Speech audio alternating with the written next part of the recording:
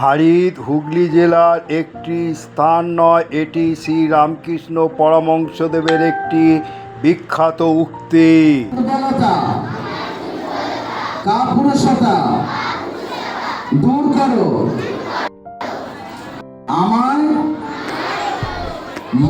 পার্থী সংঘ যে রামকৃষ্ণ যে ভাবধারা, রামকৃষ্ণ বিবেকানন্দ যে ভাবধারা, তার উপরে এই সংঘ প্রতিষ্ঠিত। এবং এই যে রামকৃষ্ণ বিবেকানন্দ ভাবধারার একটা বিশেষত্ব আছে, সেটা হচ্ছে এখানে জাতি ধর্ম নির্বিশেষে সকল মানুষের সমান অধিকার। ঈশ্বর হলো হরি এবং তার কৃপা হলো প্রার্থী। নমস্কার বন্ধু, আজ হাওড়া থেকে ব্যান্ডেল লোকালে আমি আপনাদের নিয়ে যাব চুঁচুড়া। আজ আমার গন্তব্যস্থল হচ্ছে চুঁচুড়া। চুঁচুড়া হচ্ছে হাড়িতে নিয়ে যাব হুগলি জেলার একটি স্থান নয়, এটি রামকৃষ্ণ পরমহংসদেবের একটি বিখ্যাত উক্তি। শ্রী রামকৃষ্ণ কৃপা প্রার্থী বলতে বোঝায় যারা শ্রী রামকৃষ্ণের কৃপা প্রার্থী। ব্যান্ডেল লোকাল 3 নম্বরে ঢুকলো চুঁচুড়ায়। আজ আমার গন্তব্যস্থল এখান থেকে 3 নম্বর প্ল্যাটফর্ম থেকে বেরিয়ে বাদিক হয়ে নিয়ে যাব হরিদ মোড়। চুঁচুড়ায় ব্যান্ডেল লোকাল ঢুকলো 10:22-এ। চুঁচুড়া লোকাল চলে যাচ্ছে। আমি এবারে 3 নম্বর প্ল্যাটফর্ম থেকে আপনাদের নিয়ে যাব। 3 নম্বর প্ল্যাটফর্ম থেকে বেরিয়ে বাদিক দিয়ে আপনাদের নিয়ে যাব হরিদ মোড়। হরিদ মোড়ে ঠিক এইখান দিয়ে বেরিয়ে বাদিক দিয়ে যেতে হবে। 3 নম্বর প্ল্যাটফর্মে সোজাসুজি এসে এই 17 নম্বর বাস চুঁচুড়া তারকেশ্বর, এই বাসে করে হরিদ মোড়ে যাব। ফরাসিদের দখলে ছিল, ছেড়ে দিল সেই সময় ইংরেজ আমলে আমাদের ভারতের বিভিন্ন জায়গায় বাস থেকে এই মোড়ে নামিয়ে দিল। দেখুন হাড়িদ মোড়, হাড়িদ বাস স্ট্যান্ড, অনামিকা। এইখান থেকে আজকে আপনাদের নিয়ে যাব। এই যে যাত্রী প্রতীক্ষালয় আছে হাড়িদ মোড়, এই রাস্তা দিয়ে আমাদের যেতে হবে হাড়িদ রামকৃষ্ণ আশ্রমে। চলুন নিয়ে যাই, সোজা যেতে হবে, এই সোজা। এই কিছুটা সোজা আসার পর তারপরে চৌমাথা পড়বে, ঠিক এই রাস্তা দিয়ে ঢুকে যাবে। বাদিক হয়ে গিয়ে আপনাদের নিয়ে যাব হাড়িদ রামকৃষ্ণ, হাড়িদ শ্রী রামকৃষ্ণ কৃপা প্রার্থীর সঙ্গে। সুন্দর গ্রাম্য মনোরম পরিবেশে গড়ে উঠেছে 15ই আগস্ট স্বাধীনতা উপলক্ষে হাড়িদ শ্রী রামকৃষ্ণ কৃপা প্রার্থী সংঘ ঢোকার মূল তোরণ। কত সুন্দরভাবে গড়ে উঠেছে হাড়িদ শ্রী রামকৃষ্ণ কৃপা প্রার্থী সংঘের হলো মন্দির। এখানে রামকৃষ্ণদেব, মা শারদা ও বিবেকানন্দ হচ্ছে।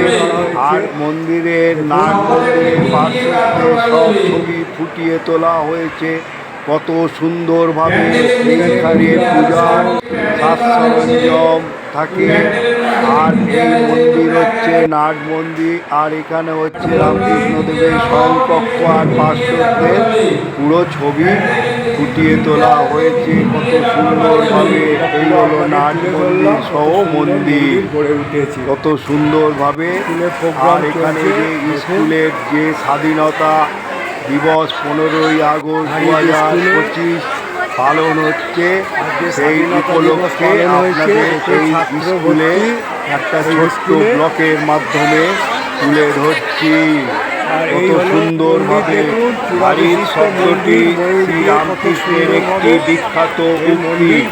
হাড়িদ হচ্ছে রামকৃষ্ণ কৃপা প্রার্থী, তার অর্থ হল ঈশ্বর হরি। তার কৃপা প্রার্থী, এখানে হরি বলতে ঈশ্বরকে বোঝানো হয়েছে। শ্রী রামকৃষ্ণ দেব হলো সেই ঈশ্বরের পথপ্রদর্শক। ব্যবস্থা রয়েছে।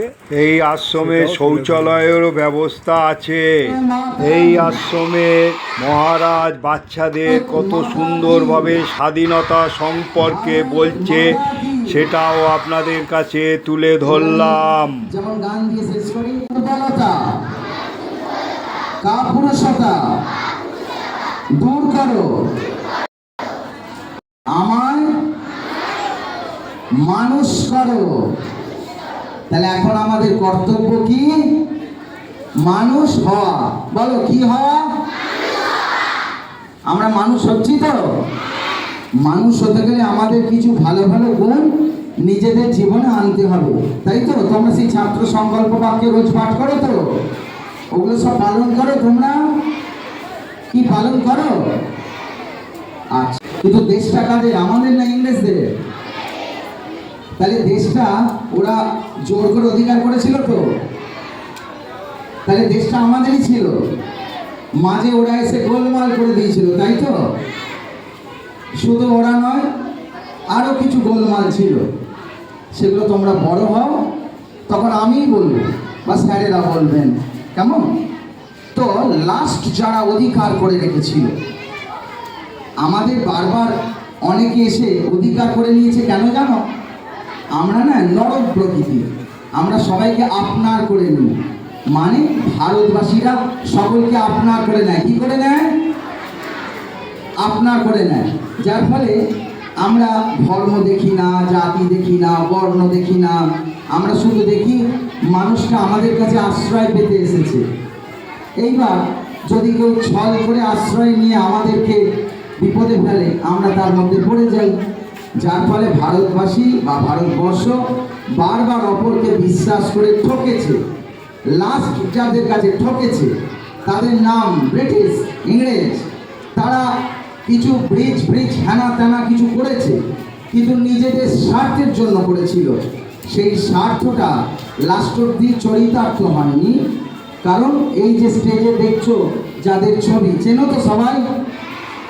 এই দেখো বাঁদিকে এদিকে আছেন শহীদ ক্ষুদিরাম বসু, তার পাশের জনের নাম বলতে হবে সুভাষচন্দ্র, তার পাশে মাতঙ্গিনী হাজরা, তার পাশে মাস্টারদা সূর্য সেন। এরকম অনেক নাম আছে। আমি বলছি, আমার সাথে বল, তাহলেই হবে। বলো আমার সাথে, আমরা সবাই বলবে, একসাথে বলবে। বলো, ভুলিও না নির্জাতি, মূর্খ, দরিদ্র, অজ্ঞ, মুচি, মেথর, তোমার রক্ত, তোমার ভাই, হে বীর, সাহস অবলম্বন করো, সতর্কে বলো, আমি ভারতবাসী, ভারতবাসী আমার ভাই। বলো, মূর্খ ভারতবাসী, দরিদ্র ভারতবাসী, ব্রাহ্মণ ভারতবাসী, চণ্ডাল ভারতবাসী আমার ভাই। এবার শেষ লাইনটা আমার সাথে বল। আমি বললাম, তাহলে আমাদের স্বাধীন করে দিয়ে চলে গেছে, এখন আমরা পরাধীন আছি? এখন আমরা স্বাধীন তো? কততম স্বাধীনতা দিবস আজকে? ৭৯তম। মেয়েটাকে দেশ প্রেমে কাল কত শত দিয়েছে প্রাণ, কেন আপন স্বার্থ নিয়ে আছে মেতে, কেন আপন স্বার্থ নিয়ে আছে মেতে। আজকে মায়ের যত সন্তান, যুগ বদলেছে বদলেছে ভারতে। আছে চন্দ্রশেখর আজাদে, মরণের সাথে আলিঙ্গন। আছে চন্দ্রশেখর আজাদে, মরণের সাথে আলিঙ্গন। ফাঁসির মঞ্চে ভগৎ সিং এর বীর বিক্রমে মৃত্যুবরণ। আমরা পেয়েছি স্বাধীনতা, কত আত্মত্যাগ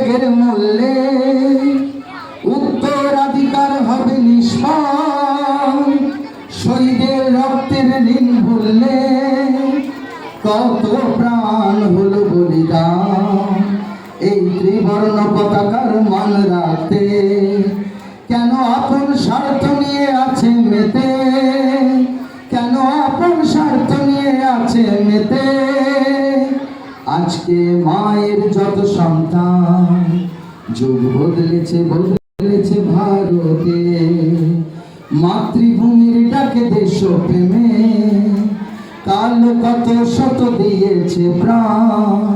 কেন আপন স্বার্থ নিয়ে আছে মেতে, কেন আপন স্বার্থ নিয়ে আছে মেতে। আজকে মায়ের যত সন্তান। 15ই আগস্ট স্বাধীনতা দিবস পালন হয়ে যাওয়ার পর বাচ্চাদের বিস্কুট, চকলেট, তারপর ব্যাগ প্রভৃতি দেওয়া হচ্ছে। সেইটা দেখুন কত লাইন দিয়ে বাচ্চারা সারিবদ্ধভাবে নিচ্ছে, সেটাও আপনাদের তুলে ধরলাম। 1947 সালে 15ই আগস্ট ভারত ব্রিটিশ রাজশক্তি শাসন কর্তৃক থেকে মুক্ত হয়ে স্বাধীনতা অর্জন করেছিল। সেই ঘটনাটিকে স্মরণে রাখার জন্য 15ই আগস্ট ও ভারতের স্বাধীনতা দিবস হিসাবে পালন করা হয়। সেই হিসাবে এই হরিণ শ্রী রামকৃষ্ণ কৃপাপ্রার্থী সঙ্গেও আজ স্বাধীনতা দিবস পালন করা হয়েছে এবং এখানকার বাচ্চারা দেখুন সব পালন হয়ে যাওয়ার পর যে চকলেট, বিস্কুট, ব্যাগ প্রভৃতি কিছু দেয়া হচ্ছে সেইগুলো আপনাদের কাছে তুলে ধরা হলো। এই আশ্রম তাদের বিদ্যালয় বালকদের নিয়ে, বালক বালিকাদের নিয়ে যেভাবে স্বাধীনতা উৎসব উদযাপন পালন করলেন সত্যি দেখার মতন, এবং আমি মুগ্ধ হয়ে গেলাম। এখানকার মহারাজ যেভাবে এই বিদ্যালয় বাচ্চাদের কত সুন্দরভাবে প্রশিক্ষণ দেয় সেও আমি দেখে মুগ্ধ হয়ে গিয়েছি। এই স্বাধীনতা দিবস পালন করলো 2025। দেখুন এখানে ফ্ল্যাগ তোলা হয়েছে, বাচ্চারা কত সুন্দরভাবে করছে সেটাও আপনাদের কাছে তুলে ধরলাম যে ফ্ল্যাগ তোলা হয়েছে, ইন্ডিয়ান ফ্ল্যাগ।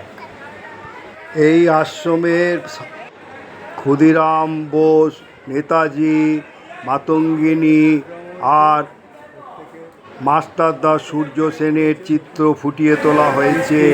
প্রাইমারি স্কুলে দেখুন কাজী নজরুল ইসলাম, নেতাজি সুভাষচন্দ্র বোস, রবীন্দ্রনাথ ঠাকুর, আব্দুল কালাম, সর্বপল্লী রাধাকৃষ্ণ, সবাই ছবি ফুটিয়ে তোলা। সারদা আবির্ভাব দিবস 22শে ডিসেম্বর 1853, তিরোধান দিবস 20শে জুলাই 1920।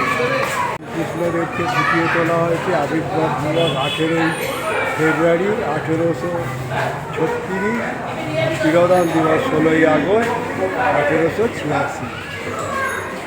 এই হলো স্কুল, হরিৎ কৃপাপ্রার্থী রামকৃষ্ণ কৃপাপ্রার্থীর স্কুল, সেটা আপনাদের তুলে ধরলাম। আর এই হলো মন্দির, ঢোকার মুখে একখানা তুলসী মঞ্চ আছে এবং রাধাকৃষ্ণের একটা পাথরের চিত্র ফুটিয়ে তুলেছে। আর এখানে গাছগাছালি দিয়ে, আর এই হচ্ছে শ্রী রামকৃষ্ণ কৃপাপ্রার্থী সংঘ, ওইটা দেখুন মন্দির। থেকে একটা ম্যাডাম আসেন সপ্তাহে দুদিন, শনি এবং মঙ্গলবার। আর কটা থেকে কটা পর্যন্ত শেখায় এটা? সকাল 11টা থেকে শুরু হয়, 2টো পর্যন্ত থাকে। আচ্ছা, এখানে যে কোর্সটা দেয় ওয়েস্ট বেঙ্গল মানে গভর্নমেন্টেরই? আমাদের সংঘ রেজিস্ট্রেশন সঙ্গে এখান থেকে সার্টিফিকেট দেওয়া হয়, এইখান থেকে কাজে লাগে। আমাদের বেলমঠের আপনারা কি কোনো জায়গা থেকে কোনো চাকরির সুবিধা করে দেন না স্বনির্ভর করার জন্য? না, স্বনির্ভর এই সার্টিফিকেটটা দিয়ে অনেক কিছু কাজে লাগে। ব্যাংক লোন নিয়ে করে যদি ব্যবসা করতে পারে, দেখ এটা তো ভালো উদ্যোগ। এ তো অনেক 2004 সাল থেকে এখানে চলছে। 2004 সাল অনেক মেয়ে স্বনির্ভর হয়েছে, অনেক এবার দাঁড়িয়েও গেছে, অনেকে স্বনির্ভর হয়ে। এখানে অনেকগুলো মেশিন আছে তো দেখি। 80 জন ছাত্রী আছে এখন বর্তমান 80 জন ছাত্রী আছে। আপনার নাম দাদা? আমার নাম দেবকুমার ঘোষ। দেবকুমার ঘোষ। আপনাকে বলার জন্য ধন্যবাদ। এখানে খাওয়ার ব্যবস্থা আছে, ডাইনিং বলতে পারেন, ডাইনিং, বসে রেস্ট নেয়, খাওয়া দাওয়ার ব্যবস্থা। যারা গেস্ট আসে এখানে শ্যামলী ভট্টাচার্য গার্লস হাই স্কুলের একটা প্রকল্প আছে, সেইটা হবে এই জমিতে, সেটা আপনাদের কাছে তুলে ধরলাম। কৃপাপ্রার্থী যে হরিতে তার জলাশয় দেখুন কত সুন্দর পরিষ্কার পরিচ্ছন্ন। আর এখানে এনাদের যে জমি আছে এই বাগানে অনেক কিছু গাছে চাষ ও ফলন হয়, সেটাও আপনাদের কাছে তুলে ধরলাম। এখানকার মন্দির দেখলে মুগ্ধ হয়ে যাবেন। দেখুন চূড়া বিশিষ্ট ময়ূর দিয়ে আর কত সুন্দরভাবে এই মন্দির গড়ে উঠেছে।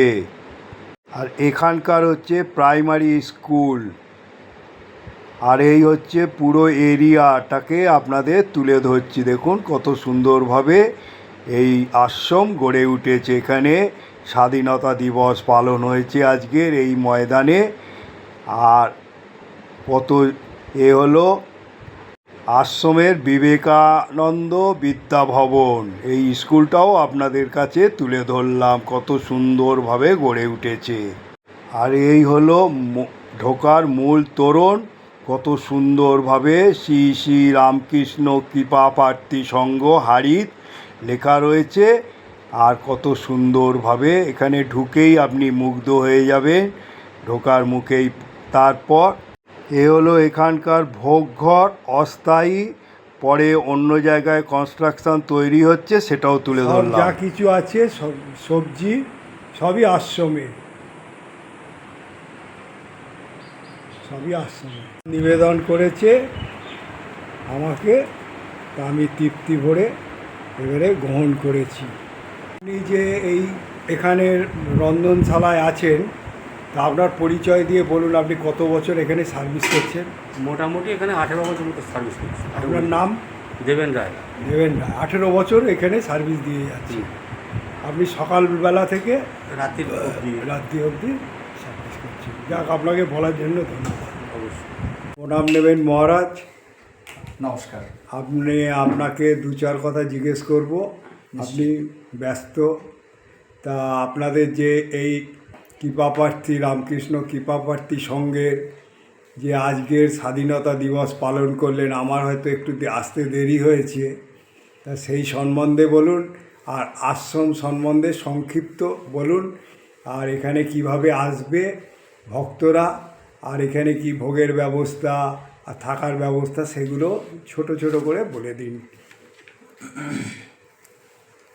প্রথমেই যে বিষয়টা, যে হারিত শ্রী রামকৃষ্ণ কৃপাপ্রার্থী সংঘ, যে রামকৃষ্ণ যে ভাবধারা, রামকৃষ্ণ বিবেকানন্দ যে ভাবধারা, তার ওপরে এই সংঘ প্রতিষ্ঠিত।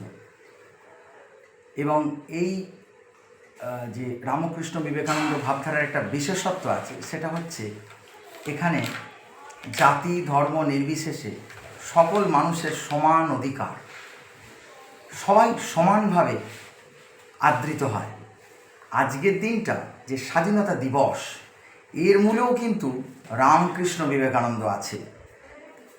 রামকৃষ্ণ বিবেকানন্দ ছাড়া স্বাধীনতা আন্দোলন এত বড় আকার নিত না, এটা ইতিহাস ঘাঁটলেই বোঝা যায়। কেন? ঋষি অরবিন্দ বলছেন যে এই আন্দোলনের পিতামহ হচ্ছে শ্রীরামকৃষ্ণ, পিতা হচ্ছেন, জনক হচ্ছেন স্বামী বিবেকানন্দ। কেন?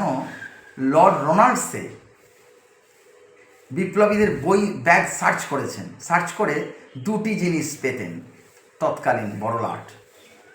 এক হচ্ছে স্বামীজির বই, দুই হচ্ছে ভগবদ্গীতা। তাহলে এই স্বামী বিবেকানন্দের বই থেকে তাদের স্বদেশ প্রেম জেগেছে, এমন জেগেছে যে মহাত্মা গান্ধী পর্যন্ত বলছেন যে আমি তাহার বই অত্যন্ত মনোযোগ সহকারে পাঠ করিয়াছি, তাতে আমার দেশের প্রতি ভালোবাসা সহস্রগুণ বেড়ে গেছে।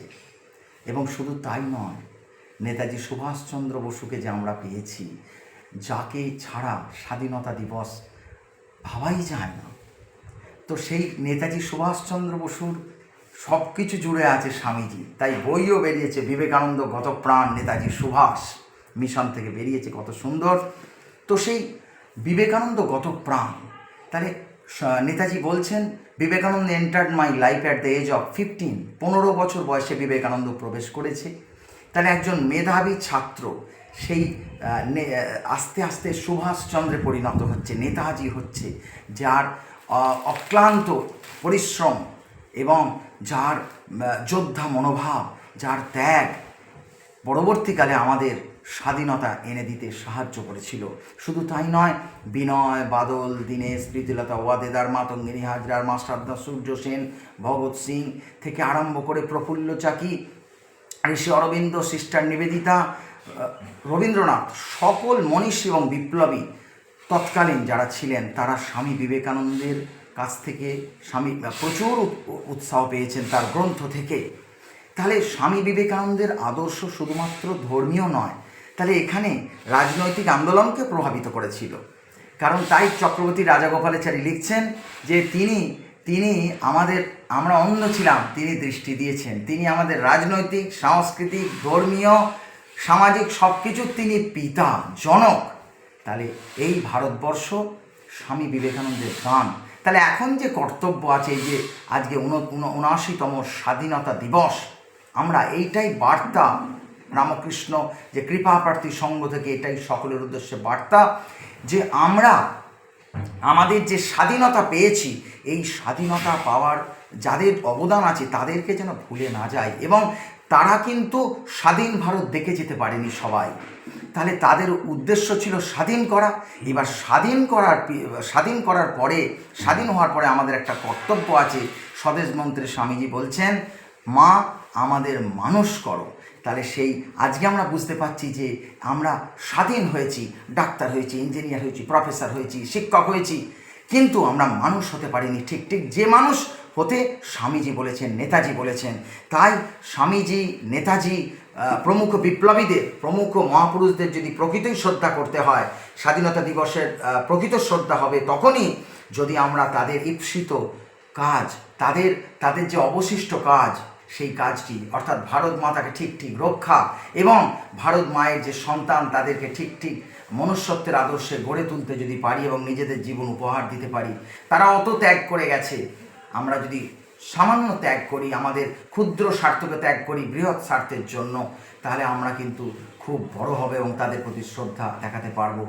আর আপনাদের উদ্দেশ্যে বলি, রামকৃষ্ণ কৃপাপ্রার্থী সংঘ শুধু ধর্মীয় কেন্দ্র নয়, এটা হচ্ছে মানুষ তৈরির কারখানা। এখানে এই আজকে বাচ্চাদের অনুষ্ঠান হলো, 605 জন বাচ্চা এখানে পড়াশোনা করে।